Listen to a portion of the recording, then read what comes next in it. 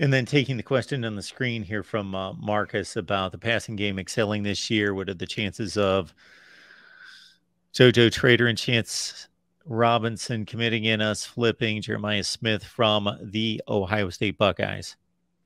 I don't think that you're getting all three off top. If you find a way to get all three, like, I mean, I don't know. I was going to make a John Ruiz NIL joke. I don't know if that's going to be, I don't know. But I don't think you're getting all three. So let's set the table. Chance Robinson at St. Thomas Aquinas, 6'2", 6'3", about 185. JoJo Trader and Jeremiah Smith, both at Chaminade Madonna, both 5 stars. Jeremiah Smith, I mean, JoJo Trader is great. He's a 5-star as well. I think that he's, very, very good player. He's highlights here and there. Jeremiah Smith is capital letters, that guy. Like, if you want to look for a guy to put in on that list of elite South Florida receivers of late, your Jerry Jeudy's, your Grandpa Ridley's, your, even the younger Ridley, your Amari Cooper's, all those dudes, like those dudes, Jeremiah Smith. Like, he's like that and then some. He's probably the best wide receiver recruit from down here in 5-6 years. I mean, he is different. He's already gone viral like a couple times in 7-on-7 season for catches that he has playing for South Florida Express. You can look those up on social media or rewind to an ESPN. I think it was a Saturday Sports Center. But yeah, I do think that there is a matter of like transactional recruiting, right? Where it's like, we did this on the field, you come in and like continue that with the passing game. But I also think that there's like just the reputational and relationship-based recruiting as well. So you bring in bring back Kevin Beard as wide receivers coach.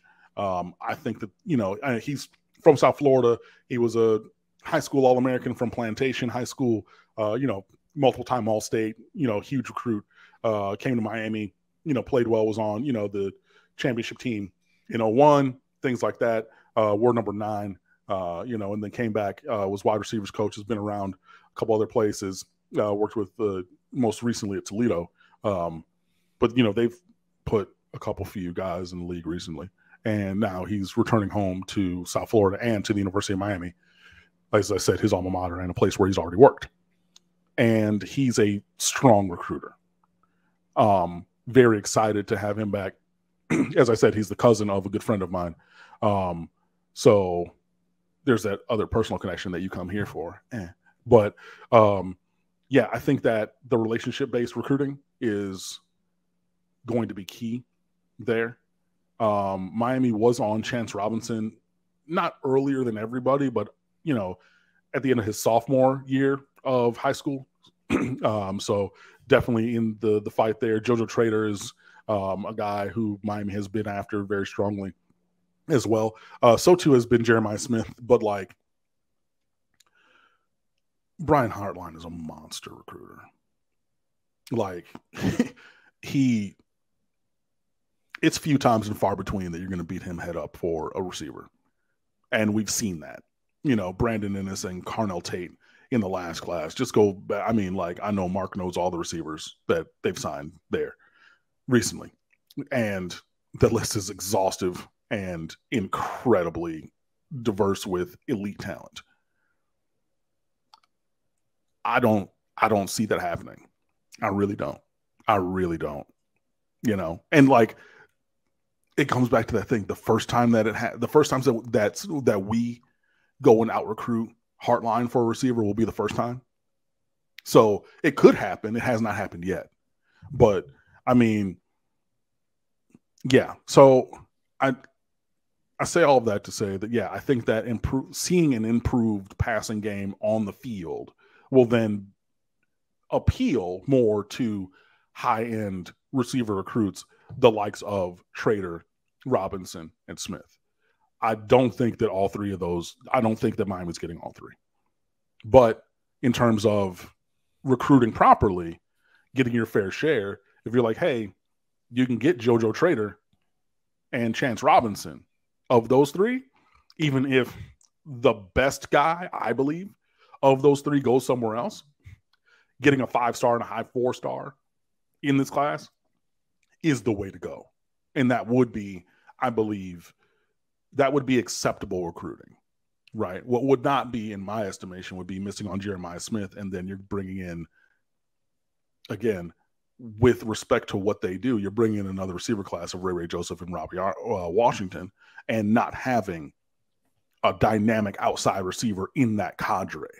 That's where things don't necessarily align in terms of building the roster. So, yeah, I mean, I think that, yeah, both kind of recruiting, you know, the reputational and like the demonstrable, like of, hey, we just kind of did this on the field will help. But like for me at this point, and call it defeatist or whatever, my eyes are on Trader and Robinson. And as soon as he committed to O State, like I fully wrote off, you know, Jeremiah Smith, just because when was the last time that somebody flipped a 5-star, you know, receiver from Heartline? When was the last time that somebody, you know, when that person committed, when was the last time they got him up off of that?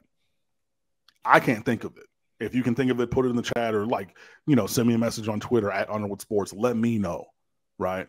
But I mean, Hardline he's a year ahead of cycle. He's doing what Mac Brown did when he was coaching Texas. I'm locking down that junior class, or that next year's class, in the spring of their junior year, and then I continue to recruit / defend all the way through when they early enroll. And and you look at, like, a couple of years ago, they had 4 first-round picks on the roster and told Jamison Williams, bro, you can kick rocks. You're looking somewhere else? Go right ahead. Where you want to go? Alabama, Clemson, Georgia? Go right ahead. We're good. Huh? What? That's the kind of talent. But the way that they're recruiting, including like a Jeremiah Smith, that's how you build that kind of a depth. And we need to get there. But I'm personally dubious that getting us there currently is going to include Jeremiah Smith. There was a picture circulating on social media a few weeks ago where it was Jamison Williams, Chris Olave, Garrett Wilson in a shot with Marvin Harrison, Emeka Buka, Julian Fleming, both number 1 in their classes. And then, of course, Jackson Smith and Jigba. So that's what, 7 guys?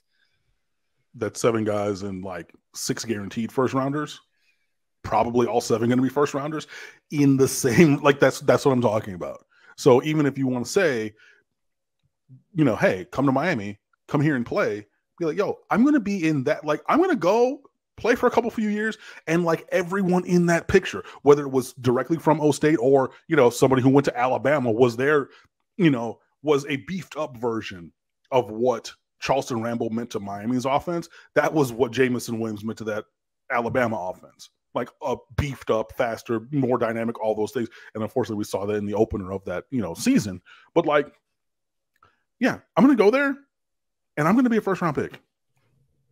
And, you know, when you have 7 of them, 8 of them in one picture at one time, it's hard to combat that because the proof's in the pudding.